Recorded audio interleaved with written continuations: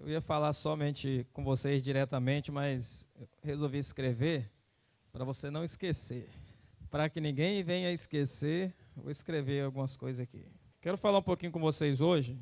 Se eu escrever aqui, o que move o coração de Deus. Você sabe o que move o coração de Deus? Eu vou te falar algumas coisas que movem o coração de Deus. Antes de eu responder essa pergunta, eu vou falar algumas coisas para você aqui. Vamos ler Mateus capítulo 6. Eu vou ler a partir do versículo 25. Vamos ler até o 33. Olha aí. Por isso vos digo, não andeis ansiosos quanto à vossa vida, pelo que haver de comer ou pelo que haver de beber, nem quanto ao vosso corpo, pelo que haver de vestir.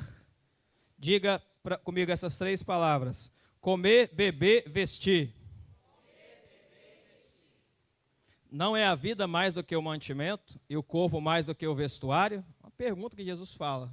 Olhai para as aves do céu, que nem semeiam, nem cegam, nem ajuntam em celeiros, e vosso Pai Celestial os alimenta. Não tendes vós muito mais valor do que elas? E qual de vós poderá, com todos os seus cuidados, acrescentar um côvado da sua altura?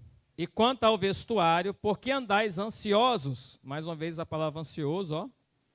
Olhai para os lírios do campo, como eles crescem, não trabalham nem fiam. E eu vos digo que nem mesmo Salomão, em toda a sua glória, se vestiu como qualquer deles. Pois se Deus assim veste a erva do campo, que hoje existe, e amanhã é lançada no forno, não vos vestirá muito mais a vós, homens de pequena fé. Não andeis, pois, inquietos, diga a palavra inquietos, dizendo, que comeremos, ou que beberemos, ou que vestiremos. Mais uma vez, comer, beber, vestir. Porque todas essas coisas os gentios procuram, diga a palavra gentios. De certo, o vosso Pai Celestial bem sabe que necessitais de todas essas coisas. E por fim, mas buscai primeiro o reino de Deus e a sua justiça, e todas essas coisas vos serão acrescentadas. Eu tenho descoberto o seguinte, que eu preciso de fé. Eu não sei quanto a você. Quando a gente vê os homens que exercem fé ou vivem por fé, você fala assim, rapaz, eu não, acho que a minha fé é assim, ó. O que eu vou falar para você também está relacionado à fé, mas o que eu estou dizendo inicialmente é justamente baseado no texto que nós lemos, que Jesus está tentando fazer com que os seus discípulos passem a crer nele de verdade. O dia que nós, passarmos a crer em Deus de verdade, nós vamos descobrir o que move o coração de Deus, vamos viver por isso aqui. Porque às vezes eu posso viver por isso aqui, nesse período que eu estou aqui, ó. Que a gente está aqui de 18 horas até as 21 horas, eu vivo pelo mover do coração de Deus. Mas sai daqui e você esquece. Amanhã é outro dia, você vai... O que move o coração de Deus, você não está mais preocupado com isso, você está preocupado com as suas coisas. Pedi para vocês falar algumas palavras. Ansiedade. Uma delas é ansiedade, a outra é inquietação. Não é? A gente vive num mundo onde as pessoas elas são ansiosas e inquietas. E elas são ansiosas e inquietas por que coisas? As coisas que Jesus falou ali, pelo comer, pelo beber e pelo vestir. O comer, o beber e o vestir inquieta muitas pessoas. Eu estava conversando com o pastor Dinho, e às vezes a gente fala assim, eu tenho fé. Mas eu sei, por exemplo, eu sou funcionário público da Prefeitura de Vitória. Eu sei que no final do mês o meu salário vai estar na conta. E a coisa mais fácil para ter fé é isso, saber que o dinheiro vai estar na conta quando chegar no final do mês. E eu estava até conversando com ele, nesse final de semana que a gente foi lá no Denard, em Linhares, mostrando como que os homens da Bíblia, eles moviam-se pela fé. Em que sentido? Eles acordavam de manhã, eles não tinham que comer. Eles tinham que correr atrás da providência. Agora a gente acorda de manhã, pelo menos as pessoas que são assalariadas e têm seu emprego, elas já têm o que comer, já fez a compra do mês. E se não fez, ela tem o dinheiro para ir no supermercado. Agora um Abraão que acorda na segunda-feira de manhã, ele não tem nada na despensa. Ele tem que crer na providência de Deus, que Deus vai enviar alguma coisa, ele também tem que ir atrás daquele alimento. Então é um mover diferente. E o que Jesus está falando para nós inicialmente aqui, é que para que nós possamos chegar a isso aqui e viver pelo coração de Deus, nós vamos primeiro passar por isso aqui. Que é o quê? Não ficar ansioso, não ficar inquieto com as coisas relacionadas a comer, beber e vestir, que são as coisas básicas. comer, beber e vestir é o básico, não é? Tem ainda a gasolina do carro, a viagem, as férias, tem um monte de coisa. Mas se Jesus está falando que ele vai te dar as coisas básicas, pode ter certeza que ele vai te dar as outras coisas também. O que causa a ansiedade e a inquietação, na maioria de nós, é a preocupação pelo comer, pelo beber e pelo vestir. Então, se você não tem o que comer, você fica ansioso e inquieto. Se você não tem o que vestir, você fica ansioso e inquieto. Se você não tem o que beber, você fica ansioso e inquieto. E Jesus está falando para os discípulos dele, não se preocupe com isso. Não fique ansioso. E ele usa uma expressão que está até aqui, ó. Mas buscai primeiro o reino de Deus e a sua justiça, e todas estas coisas. O que são estas coisas? Observe, estas coisas é o comer, o beber e o vestir. Mas Jesus, ele está dando uma receita aqui para nós. Se até hoje você, em algum momento da vida, na segunda-feira, na terça, na quarta, durante o mês todo, durante o ano todo, você fica inquieto por causa do comer, do beber e do vestir, você fica ansioso por causa dessas coisas, provavelmente porque você não está buscando o reino de Deus em primeiro lugar. É isso que Jesus está dizendo. E ele fala no versículo 32, volta para mim. Porque todas essas coisas, os gentios. Quem são os gentios aqui? Na palavra, os que não creem em Deus. Resumindo, são os ímpios. Ele está falando que os gentios, deixa eu anotar aqui, que são os ímpios, eles se preocupam com comer, beber e vestir. Estas coisas, que é o comer, beber e vestir, inquieta o coração dos gentios. Inquieta o coração das pessoas que ainda não receberam o reino, porque eles não colocaram o reino em primeiro lugar, mas buscai primeiro o reino dos céus. Por eles não ter colocado o reino em primeiro lugar, então é natural que estas coisas, que são comer, beber e vestir, faça com que eles percam o sono, fiquem sem dormir, fiquem desesperados, porque eles não estão colocando o reino em primeiro lugar. E o reino faz parte do que move o coração de Deus, que eu quero falar para você aqui. Aquilo que move o coração de Deus, e que Deus, ele faz tudo por isso. Deixa eu te fazer 3 perguntas. Vou tentar responder elas, não vou responder diretamente aqui. O que significa buscar primeiro o reino dos céus? Primeira pergunta. O que significa isso? O que é buscar o reino dos céus em primeiro lugar? Está relacionado às coisas que movem o coração de Deus. Segunda pergunta, o que é a justiça? E terceira pergunta, o que são as coisas que serão acrescentadas? Essa você já sabe. Quais são as coisas que serão acrescentadas? Estas coisas é o comer, beber e vestir. Jesus está falando o seguinte, se você colocar o reino de Deus em primeiro lugar, comer, beber e vestir vai ser acrescentado para você, algo adicional. Algo que está sendo acrescentado é algo adicional na sua vida. Algo que está sendo adicionado a você. Você já está preenchido.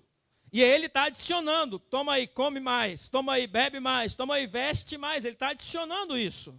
Agora, só consegue ter o acréscimo destas coisas aqueles que colocam o reino em primeiro lugar. E o reino faz parte daquilo que move o coração de Deus. Agora eu vou fazer uma pergunta aqui. Qual é o maior inimigo de Deus? Deixa eu dizer uma coisa para você. Talvez você fique meio na dúvida e tal. Tenha certeza que o diabo não é o maior inimigo de Deus. Às vezes a pessoa pensa, é o diabo. Não é o diabo. O diabo não é o maior inimigo de Deus. O diabo é uma criatura.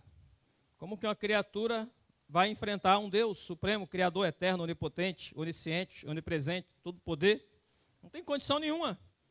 É igual você pegar aqui uma criança. Por exemplo, você pega aqui o pastor Gabi e pega o filho dele. Joshua, vai lá e enfrenta seu pai. Qual a probabilidade do Joshua ganhar do pai dele? 0. É você colocar o diabo para lutar com Deus. Qual a probabilidade do diabo ganhar de Deus? 0. Então, coloque na tua mente. O diabo não é o maior inimigo de Deus.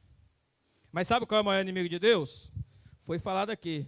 Eu vou voltar aqui no versículo para você. Nós lemos Mateus 6. Vamos voltar no versículo 24. Eu li o 25 em diante. Olha o 24 que diz.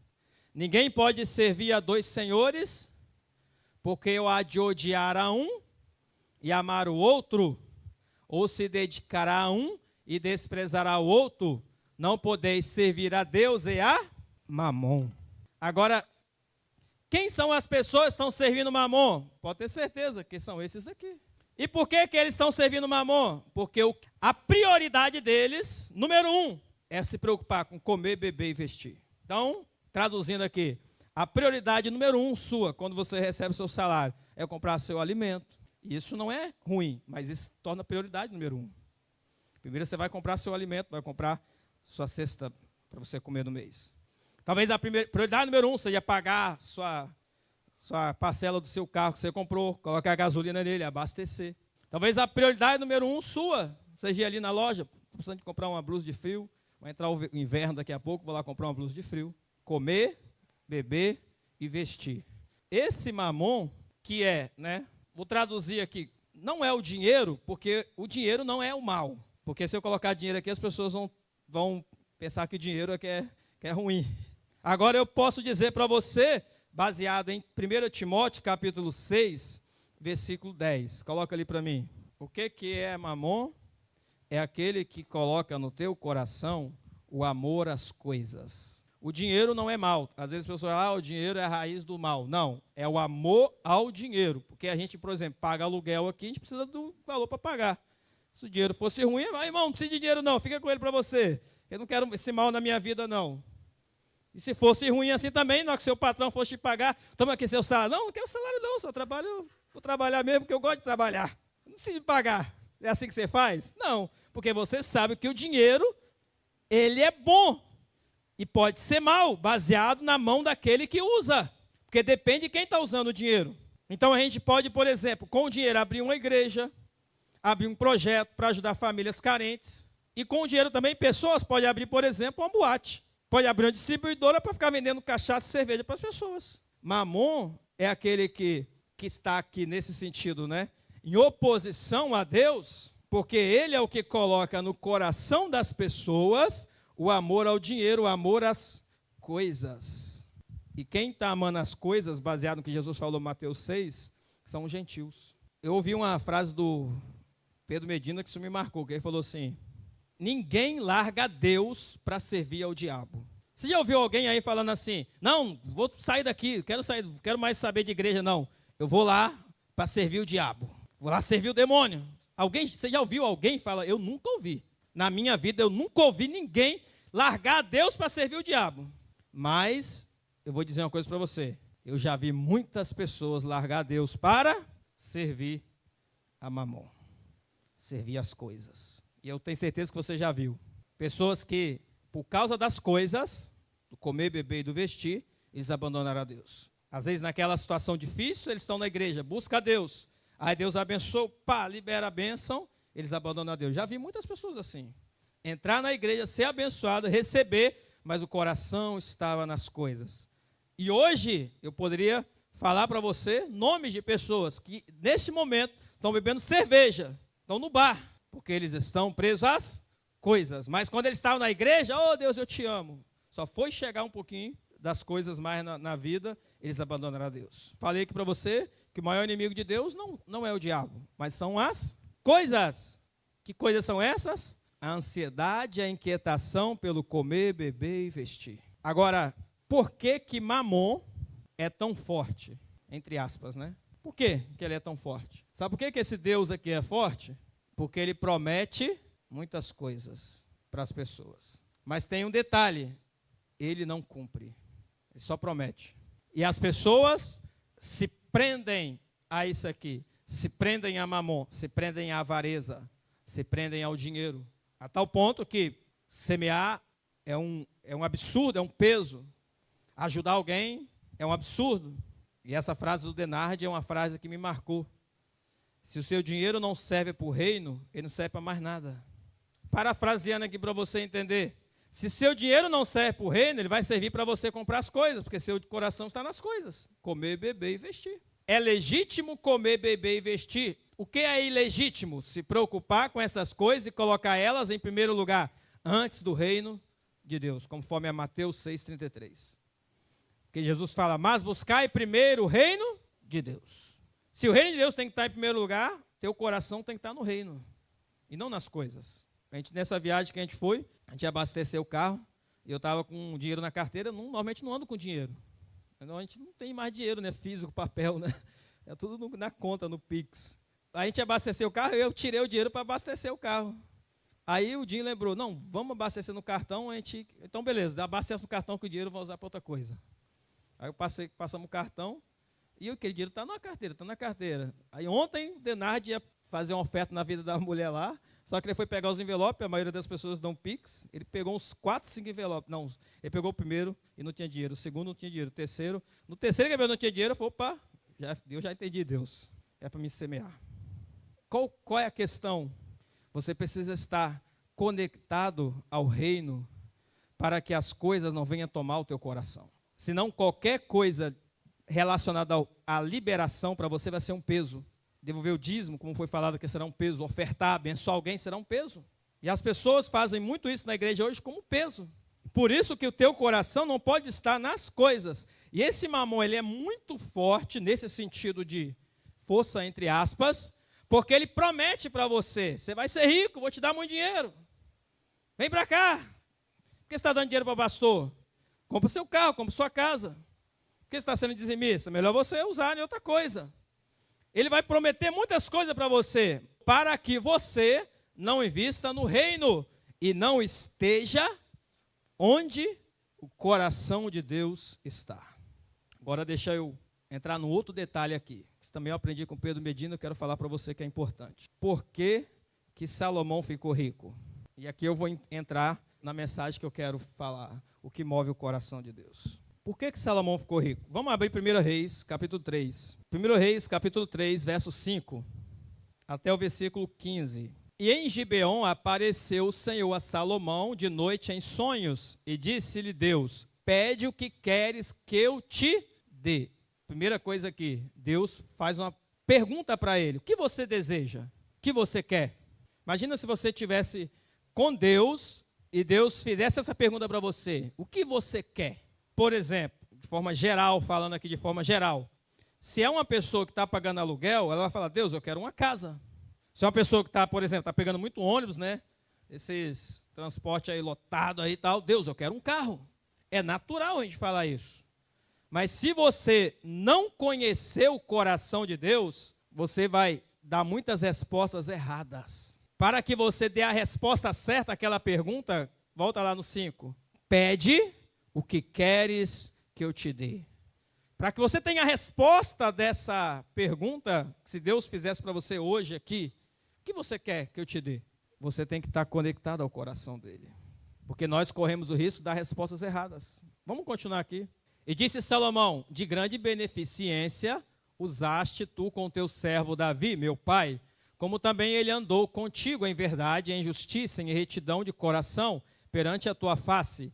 E guardaste-lhes esta grande beneficência, e lhe deste um filho que se assentasse no seu trono, como se vê nesse dia. Agora, pois, ó Senhor, meu Deus, tu fizeste reinar teu servo em lugar de Davi, meu pai, e eu sou apenas um menino pequeno, não sei como sair, nem como entrar. Teu servo está no meio do teu povo, que elegeste, povo grande, que nem se pode contar, nem numerar pela sua multidão. Segura aqui, nesse daqui. Observe a expressão, povo. Teu servo está no meio do povo, o povo é grande. A teu servo, pois, dá um coração. Olha o que ele fala aqui. A teu servo, ele está falando dele. Dá um coração entendido para julgar o teu povo. Mais uma vez ele fala a palavra povo. Dá um coração entendido para julgar o teu povo, para que prudentemente discirna entre o bem e o mal, porque quem poderia julgar a este tão grande povo? E essa palavra pareceu boa aos olhos do Senhor, de que Salomão pedisse isso. E disse-lhe Deus, porquanto pediste isso, olha o que Deus vai falar com ele, e não pediste para ti muitos dias, nem pedistes para ti riquezas, nem pediste a vida dos teus inimigos. 3 coisas, não pediu muitos dias, não pediu riqueza, nem a vida dos inimigos. Mas pediste para ti entendimento. Para o quê? Para discernires o que é justo. Lembra da justiça do reino? Buscar o reino e a justiça. Eis que fiz segundo as tuas palavras, e eis que te dei um coração tão sábio e entendido, que antes de ti igual não houve, depois de ti igual não se levantará. Também até o que não pediste te dei, assim riquezas como glória. Até o que não pediste te dei. O que ele recebeu? Riquezas e glória. De modo que não haverá igual a ti entre os reis por todos os teus dias. 14. E se andarem nos meus caminhos, guardando os meus estatutos e os meus mandamentos, como andou Davi teu pai, também prolongarei os teus dias. Mais uma promessa. E 15. E acordou Salomão, e eis que era um sonho, indo a Jerusalém, pôs-se perante a arca da aliança do Senhor e sacrificou o holocausto, preparou sacrifício pacífico e fez um banquete a todos os seus servos. Amém? O que Salomão pediu a Deus? Nós normalmente traduzimos como sabedoria, mas eu vou te dizer o que ele pediu a Deus. Eu ouvi a sabedoria aqui, é porque a gente aprende, a gente pediu sabedoria. Está certo também, não está errado não. Porque não é só a sabedoria em si. Vou te escrever aqui, eu preciso escrever essa frase para você. Salomão pediu entendimento para apacentar o povo. Salomão pediu sabedoria? Sim. Mas ele pediu sabedoria, e aqui traduzindo aqui para você como entendimento, para quê? Está errado aqui, né? Eu escrevi errado, ninguém me falou, meu Deus. Entendimento. Tem que me falar, senão faço vergonha aqui. Ele pediu entendimento para apacentar o povo. Sabe onde está o coração de Deus? No povo. O coração de Deus está no povo. O coração das pessoas que buscam as coisas está em Mamon. Pedro, tu me amas? Apacenta as minhas ovelhas. O coração de Deus está no povo. E eu vou traduzir para você aqui um pouco o que a Bíblia fala do povo, para você entender onde está o coração de Deus. Os gentios, eles buscam as coisas. E o coração deles está nas coisas, então eles são dominados por Mamon. Aqueles que fazem parte do reino de Deus, e aqui são os filhos. Às vezes você pode estar na igreja e não ser filho, e não fazer parte do reino de Deus. Estar na igreja no sentido de estar numa denominação. Eu vou na igreja, e na igreja não significa que você é salvo e você está no reino. Aqueles que fazem parte do reino e que são filhos de Deus, eles têm um coração de Deus, porque eles receberam um novo nascimento. Mateus, quando você nasceu, quem gerou você? Sua mãe. Você veio de onde? Que lugar, fisicamente? Da barriga da sua mãe. Não foi? Ela gerou você. Ao ser gerado por sua mãe, que é a Luciana, você recebeu o DNA dela. Então você traz muitas características dela. Tanto da mãe, tanto do pai, porque você recebe a influência daqueles que são seus progenitores. Aqueles a qual você foi gerado. Agora a Bíblia diz que para entrar no reino você precisa nascer de novo, nascer da água e do Espírito. Para ver o reino você precisa nascer de novo. Uma vez que você nasce de novo, quem é a pessoa que te gera? Você concorda que é Deus? Não é Deus que vai te gerar? Uma vez que você nasceu de novo? Aqui entenda Deus, Jesus, Espírito Santo. Mas você vai ser gerado por Deus. E a Bíblia diz que você passa a fazer parte da família de Deus. A Bíblia diz que você passa a ter o DNA de Deus. A Bíblia diz que você se torna filho de Deus. Porque você nasceu de novo. Então, se o Mateus nasceu, que foi gerado da Luciana, provavelmente o coração dele está muito ligado à família dele, biológica. O coração dele, as coisas que ele gosta, pode não estar ligado diretamente à mãe, mas está ligado ao pai, à mãe, talvez ao avô, à avó. Pessoas que fazem parte da família biológica, da herança biológica. Agora, se você nasceu de novo e Deus te gerou, então o teu coração, e aqui entenda, as tuas obras vão estar ligadas àquele que te gerou. Quem te gerou? Se você é um filho de Deus, Deus. Se Deus te gerou, provavelmente teu coração tem alguma coisa igual a dele. Ou ele não te gerou. Tem essa possibilidade. Agora, se ele te gerou, uma vez que você foi gerado de Deus, o Espírito Santo, você nasceu da água e do Espírito, recebeu um novo nascimento, você recebeu uma nova geração, agora você recebe a influência daquele que te gerou, que é Deus. Então, automaticamente, você passa a estar conectado ao que move o coração de Deus. Eu diria para você o seguinte: quem aqui lembra, casados que lembram do tempo do namoro? Você lembra do tempo do seu namoro? Lembra? Quando você ia na casa da Mari? E aí, deixa eu fazer uma pergunta para você. Provavelmente, não só baseado aqui, mas nos namoros acontece isso, você busca saber o que a pessoa gosta para você oferecer para ela. Teve algum momento que você buscou saber alguma coisa que ela gosta para você oferecer a ela? Teve? E com certeza não foi um momento só, foram vários. Não foi? Aí, pastor Gabi aqui agradou a Mariana. Né, Mari? Porque ele fez alguma coisa que você gosta. Agora, imagina se ele chega lá e faz coisas que você não gosta. Você está namorando ainda, você não conhece a pessoa. Você não conhece, você não sabe e tal. Aí o cara só faz coisa que a menina não gosta, que a jovem não gosta. Só faz coisas que não gosta. O que você vai fazer? O mais sensato é você vai, pai, vai embora, não quero saber de você não. Não vou namorar com você, nem casar com você. É o mais sensato. Agora, o que ela fez?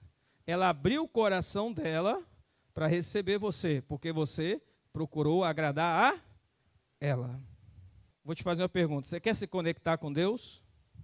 Você quer se conectar com o que move o coração de Deus?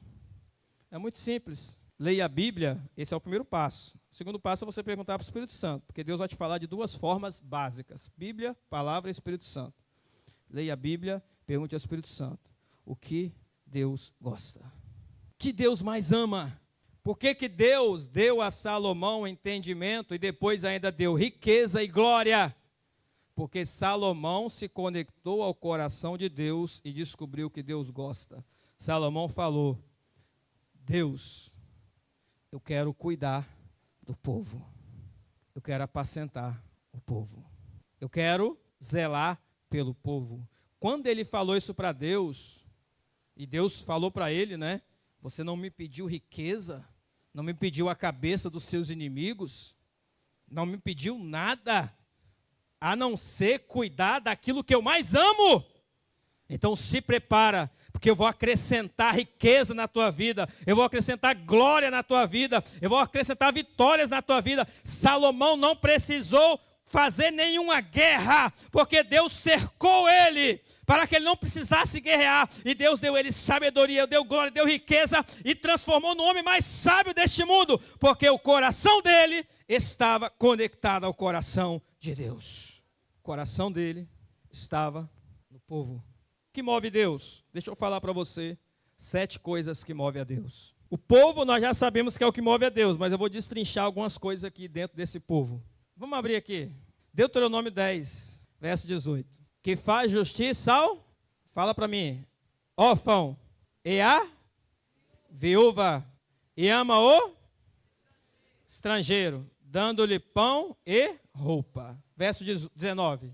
Por isso amareis o estrangeiro, pois foste estrangeiro na terra do Egito. Eu estava estudando a Bíblia e eu descobri que tem algumas classes de povo que Deus gosta, que Deus ama, que move o coração dele. E a primeira delas são os órfãos. Volta lá no outro versículo, para o pessoal não perder. Órfãos. A segunda, viúvas. E a terceira desse versículo, estrangeiros. Eu não vou entrar em detalhes aqui, mas eu estou te mostrando na palavra algumas coisas que movem o coração de Deus. Tem órfãos nessa cidade, tem viúvas nessa cidade, tem estrangeiros. Por exemplo, você sabe que nesse bairro tem muitos moradores de rua. Você poderia pensar nele no estrangeiro. Não é só uma pessoa de outro país. Uma pessoa que é estranha a você, estranha a sua cultura, estranha seus costumes, estranha as suas histórias. Estudando a palavra, eu descobri que Deus, ele libera o reino dele, as riquezas do reino, a glória do reino, para aqueles que amam aquele que ele ama. Deus libera a glória do reino, a riqueza do reino, para os que amam o que ele ama. O coração de Deus está no povo, e o que faz parte do povo? Órfãos, viúvas, estrangeiros. A maioria de nós, muitas pessoas, esquecem os moradores de rua, as prostitutas, não dão muita ideia para aqueles que não fazem parte dos seus círculos de amizade. Quantas crianças órfãos, eu lembro de George Miller, um homem que foi chamado apóstolo da fé, e eu indico você ler a biografia dele, um livro que vale R$30 na Amazon, vale menos do que uma pizza que você come, um lanche que você come depois do domingo. Um homem que sustentou até o final da vida dele mais de 2.000 órfãos. Quase 200 funcionários trabalhavam para ele. Quem era George Miller? Era um empresário? Não. Era um homem que vivia pela fé. Era um homem que vivia e que se movia de acordo com o que move o coração de Deus. Ele escolheu os órfãos na época dele, que eram muitos na circunstância dele, de acordo com os pais que morriam, iam para a guerra e ficavam órfãos de pai, e morriam por causa de pestes, doenças, que era muito, e muitas crianças órfãos, abandonadas. Ele escolheu uma parte do povo, que são os órfãos, e falou, eu vou cuidar dos órfãos. Sabe o que Deus fez? Deus encheu ele, deu riquezas, deu glória. Isso há menos de 200 anos, estou falando de uma história que aconteceu em 1800. Não estava preocupado com comer e com vestir. Ele estava preocupado com aquilo que movia o coração de Deus. Leia o livro do George Miller, você vai ser impactado. Sua fé vai assim, vai triplicar. Se você for inteligente, você vai ler o livro de George Miller que eu estou falando para você. Então, o povo é algo que agrada a Deus, que move a Deus. Órfãos, viúvas, estrangeiros. Deixa eu ler um outro texto aqui para você. Mateus capítulo 20, versículo 29.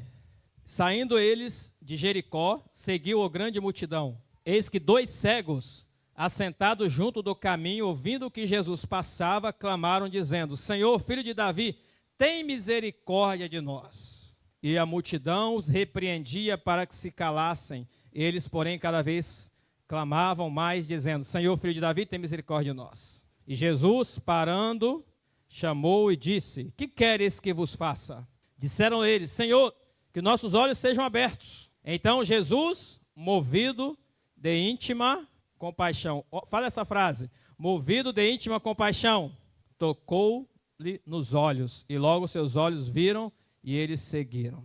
Até aí, o que move a Deus? Os enfermos. Está alguém entre vós doente? Chama os presbíteros, para que eles possam orar pelo doente, ungir com óleo, e o enfermo vai se levantar curado. Ele deixou uma ordenança. Para quê? Porque isso toca a Deus. Se você ler os evangelhos, você vai ver, não apenas nessa passagem, que Jesus ele se movia de íntima compaixão pelos enfermos. Os enfermos moviam o coração dele. Quando ele via alguém cego, via alguém paralítico, aleijado. Lembra daquela mulher? Estava com o filho morto no caixão, já indo para o enterro, indo para o cemitério. Lembra? Jesus viu aquilo. Ele se moveu por aquela mulher. Se você ler, você vai ver, ele se moveu por ela. Ele se moveu por ela. Uma mulher que perdeu o filho, que estava indo enterrar o filho. Ele parou, aquele grupo de pessoas estava carregando aquele caixão. Tocou no caixão e mandou o menino levantar. Porque Jesus, ele se move, Deus, ele se move pelos enfermos. Isso move o coração de Deus. Você foi chamado para isso. Você foi chamado para ir aos órfãos, para ir às viúvas, para ir aos estrangeiros, para ir aos enfermos. Você não foi chamado para ficar apenas na igreja cantando no domingo. Isso faz parte, é muito bom, você cantar, chorar, sentir a presença de Deus. Mas o que você vai fazer amanhã? Amanhã eu vou trabalhar. E terça-feira? Também vou trabalhar. E quarta? Sim, você está preocupado com comer, beber e vestir. Entendi. Muitas pessoas estão preocupadas com comer, beber e vestir e não estão preocupadas com aquilo que move o coração de Deus. O que move o coração de Deus? Vou colocar aqui. Deixa eu ver o versículo. Mateus 25, 35 e 36. Porque tive fome e deste-me de comer. Tive sede e deste-me de beber. Era estrangeiro e hospedaste-me. Estava nu, vestiste-me. Adoeci e visitaste-me. Estive na prisão, foste-me ver.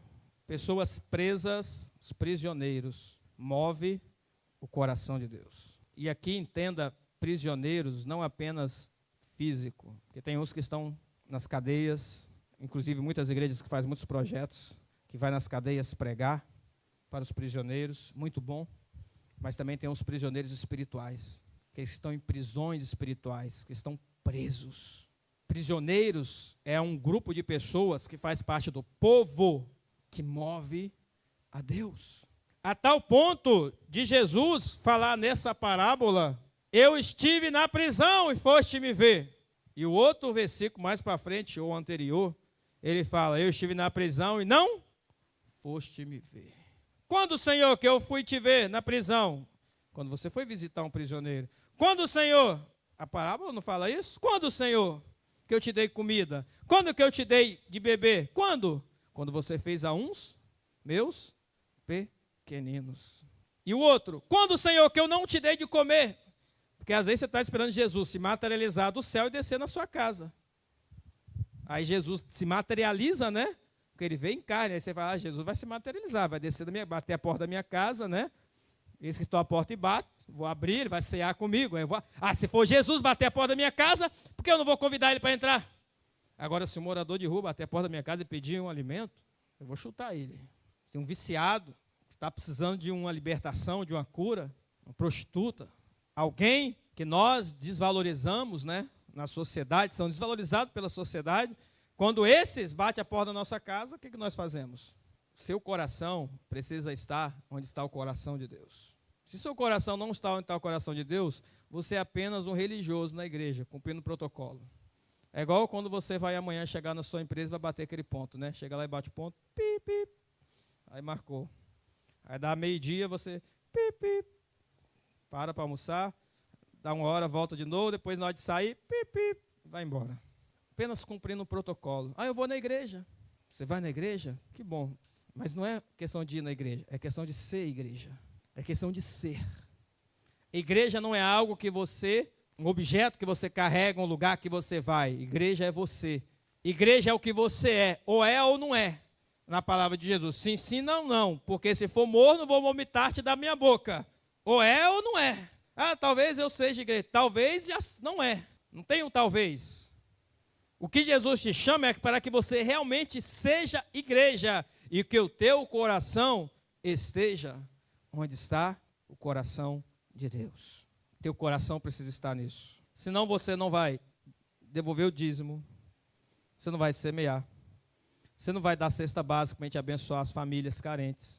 Você não vai ofertar para nós comprarmos isso, comprarmos aquilo e fazer um culto na praça e montarmos alguma coisa lá para abençoar as pessoas.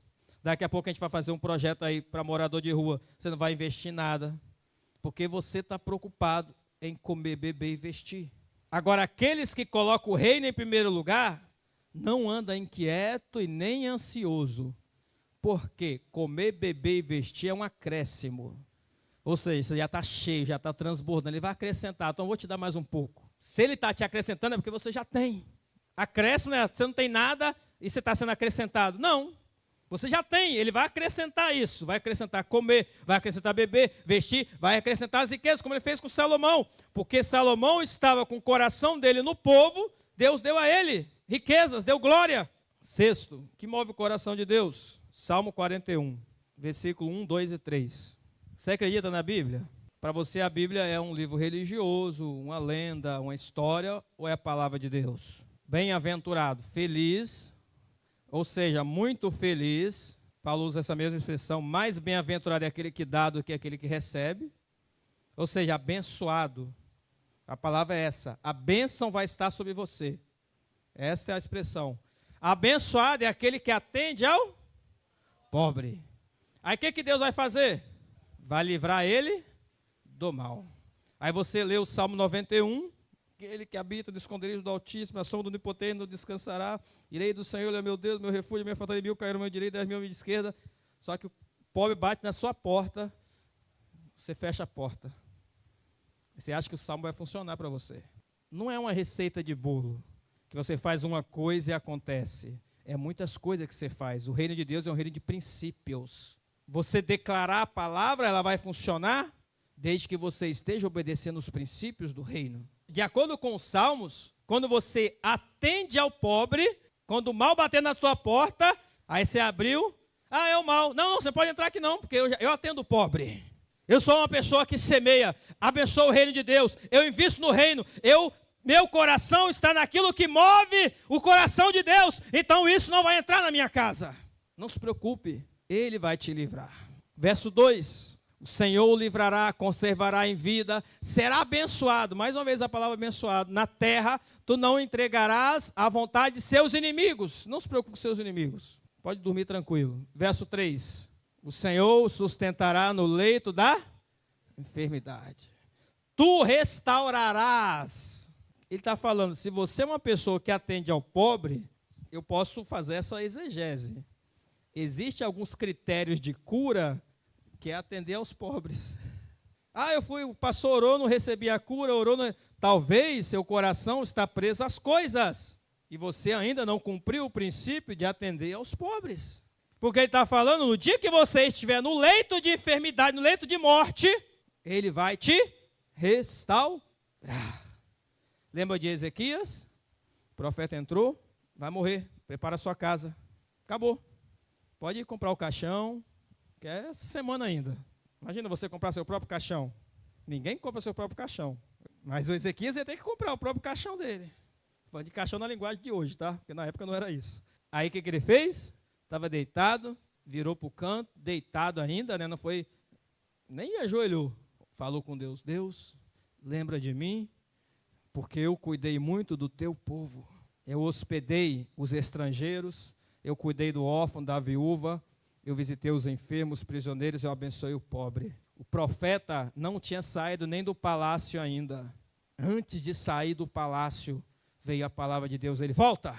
Agora mudou o destino. O que esse homem tinha? Era um homem que estava se movendo conforme o coração de Deus. Ele se movia conforme o coração de Deus. Então ele pôde falar com Deus, Deus, eu fiz isso, eu fiz aquilo, olha para minhas coisas. Deus olhou para aquilo que ele fez. Falou, eu vou te acrescentar. Veio o profeta, vou te acrescentar. Restaurou ele do leito de morte. Porque um homem que estava se movendo conforme o coração de Deus. Se você observar Jesus Cristo, a primeira mensagem de Jesus era aos pobres. O Senhor me ungiu para evangelizar os pobres. Tem outro texto aqui, deixa eu ler aqui para você, é bom a gente ler, porque aí você fica com a Bíblia e não com as minhas palavras. Provérbios 28, versículo 27. O que dá ao pobre não terá necessidade, mas esconde os seus olhos terá muitas. Deixa eu te falar para você aqui, espera que não seja você. Você estava andando na rua, aí tal, você estava do lado da calçada, só que a 10 metros, 20 metros você viu um mendigo. Aí na sua mente, esse cara vai me pedir, rapaz, você cortou, volta e passou para o outro lado da rua. Quem já fez isso? Não precisa confessar, não. Fica para você. Já confessou, já foi. Melhor. Não é assim que as pessoas fazem? O que esconde os olhos do pobre terá muitas. Você quer maldições na sua casa? Lê Deuteronômio 28, você vai ver a quantidade de maldição. Quem quer maldição? Está distribuindo maldição. Quem quer? Quem quer? Recebe? Ninguém quer maldição. Ninguém.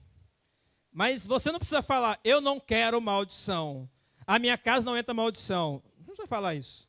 Se você apenas virar os olhos dos pobres, a maldição já está aí. Só virou os olhos. Você crê na palavra? Você crê na Bíblia? Você crê em Provérbios? Eu diria para você ler Provérbios muitas vezes. Agora, eu sou uma pessoa também lógica. Eu fiz filosofia, eu também trabalho com lógica. O que dá ao pobre, igual não ter necessidade. Ter necessidade é não dar ao pobre. Se dá ao pobre é igual não ter necessidade, então se existem muitas pessoas com necessidade, provavelmente seja porque você não está olhando para os pobres. Essa é uma variável, pode ter outras, mas essa é uma. Pode ser que o teu coração está fechado, seus olhos estão fechados, é aquilo que eu falei. Você está andando na Avenida de Laranjeiras, aí você sabe que o camarada está vindo na sua frente para te pedir dinheiro. Esses dias eu estava em Laranjeiras, parei ali naquela pracinha, me dá um caldo de cana aqui, um pastel. O cara chegou, tem como pagar um pastel? Pode ser até 2, 3 se você quiser, pode pegar. Não tem problema com isso. Deus curou meu coração. Sabe o que você tem que fazer? Abre os olhos para o que move a Deus. E muitas pessoas fechando os olhos para aquilo que move a Deus. Fecha os olhos para a viúva, fecha os olhos para o estrangeiro, fecha os olhos para o enfermo, fecha os olhos para o pobre, e a vida está destruída. E ele não sabe por que a vida está destruída. Vai na igreja, canta louvor, fala em línguas, mas a vida está destruída. Sétimo, para nós finalizarmos, o que move a Deus, Mateus 9, 36. Um resumão. E vendo as multidões, teve o quê? Grande compaixão delas, porque andavam cansadas e desgarradas como ovelhas que não têm pastor. Deus deu para Salomão riquezas, glórias, sabedoria, porque ele falou: Deus, eu quero apacentar o teu povo. Lembra da palavra de Pedro? Apacenta as minhas ovelhas. E Jesus olhou para as multidões. Teve grande compaixão delas, porque eram como ovelhas que não tinham pastor. O que move a Deus é o que move o teu coração. Jesus, ele, depois que cumpriu seu ministério fora de Jerusalém, ele voltou para Jerusalém e ele chorou sobre Jerusalém. Teve 2 momentos que Jesus chorou, pelo menos dos relatos da Bíblia. Um momento é quando Lázaro morreu. Lázaro morreu e tem um versículo: Jesus chorou. É o menor versículo da Bíblia. E o outro momento que Jesus chorou foi quando ele entrou em Jerusalém e viu aquele monte de gente desgarrada, sem pastor. Porque ele viu a multidão e ele chorou pela multidão. Deus, ele chora pela multidão. Deus, ele chora pelo povo. O que move o coração de Deus? Os órfãos, as viúvas, os estrangeiros, os prisioneiros, os pobres, as multidões. Isso move o coração de Deus. Sabe o que nós precisamos? Nos converter ao que move o coração de Deus. E eu quero deixar uma frase para você. A frase é assim: nossas obras precisam estar onde está o coração de Deus. Inicialmente eu pensei assim: nosso coração precisa estar onde está o coração de Deus. Eu escrevi essa frase: nosso coração, o meu coração, precisa estar onde está o coração. Depois eu pensei: a maioria das pessoas fala que o coração dela está com Deus. Então eu mudei.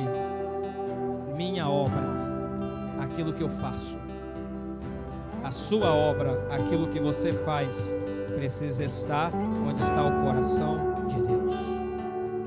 Onde você investe a sua vida, onde você investe o teu dinheiro, o teu tempo. A maioria de nós investimos tempo, por exemplo, no trabalho. 10 horas, 12 horas para receber um salário. Mas poucas pessoas investem tempo em pessoas. Por exemplo, para visitar alguém, para aconselhar alguém, para discipular alguém. Quem aqui é discipulador? Alguns são, mas eu posso dizer para você, talvez, quem aqui visita? Quem aqui vai nas favelas? Quem aqui vai nas prisões para pregar para as pessoas que estão presas?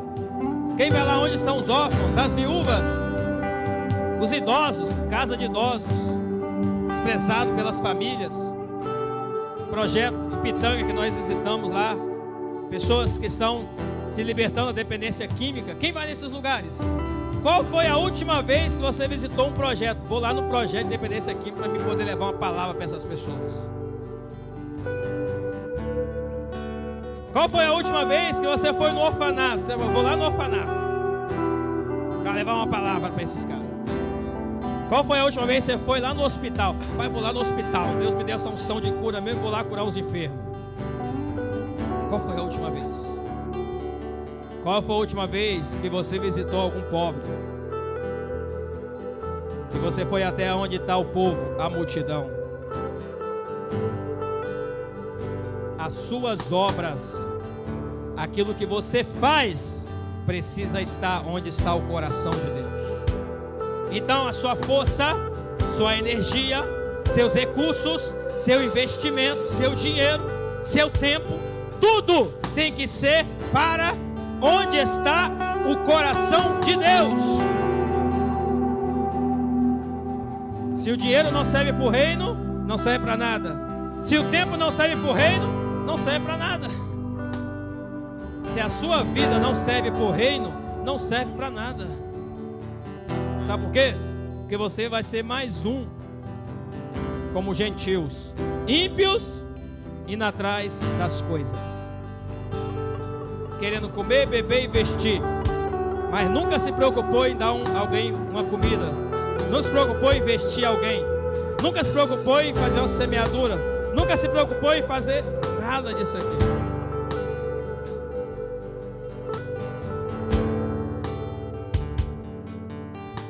Você quer avivamento? Muitas pessoas querem avivamento. Quando o teu coração estiver ali onde está o coração de Deus, você vai ver o avivamento.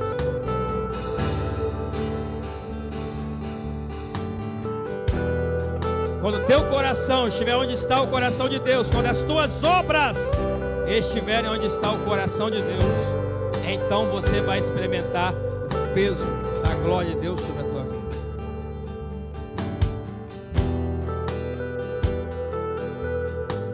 O desejo de Salomão era apacentar o povo de Deus.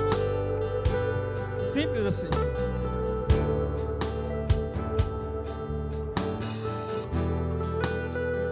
O desejo dele era esse. Tem que fazer uma conversão. Porque conversão é isso, né? Mudança de direção. A gente ora para muita coisa. Deus, me dá dinheiro que eu quero comprar um carro. Deus, me dá dinheiro que eu quero comprar uma casa. Estas coisas, elas são boas, mas se ela é a prioridade, você não entendeu nada do reino. Se ela é a prioridade, porque Jesus, ele falou em Mateus 6,33, buscai primeiro. É segundo lugar o reino? É terceiro? É quarto? É último? Tem gente que deixa o reino para o último lugar. Se sobrar algum dinheiro, eu abençoo alguém. Se sobrar algum dinheiro, eu dou meu dízimo. Se sobrar um dinheiro, eu compro uma cesta básica. Se sobrar um tempo, eu visito alguém aí. Se sobrar um tempo, quem sabe eu vou lá numa casa de idoso aí. Se sobrar um tempo, eu vou lá na casa lá, serena lá do pastor José, para visitar lá os internos. Se sobrar um tempo, eu vou lá na cadeia. Se sobrar um tempo, eu vou lá visitar o enfermo. Não, então se sobrar.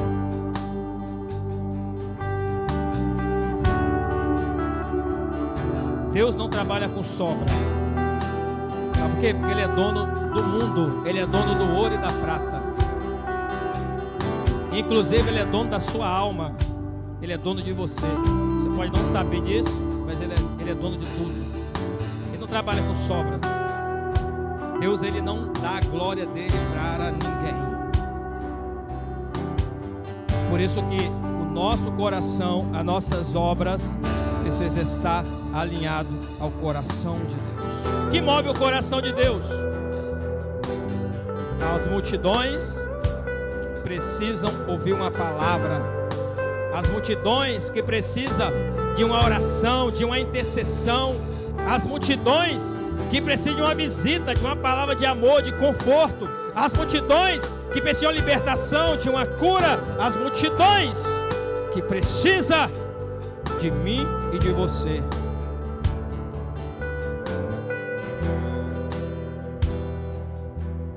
Salomão pediu a única coisa que agrada a Deus: eu quero cuidar do teu povo.